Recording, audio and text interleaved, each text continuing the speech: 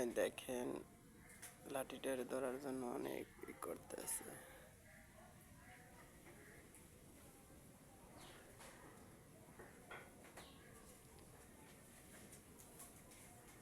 মানে এমন একটা দৃশ্য না দেখলে বুঝবেন না।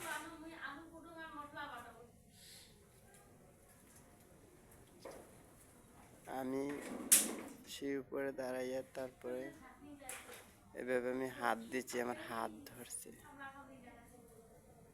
তা তো আপনাদের দেখাইতে পারলাম না।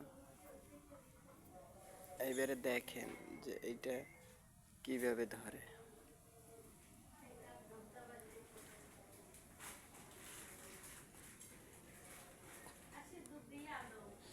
ভিডিও এই জায়গায় শেষ।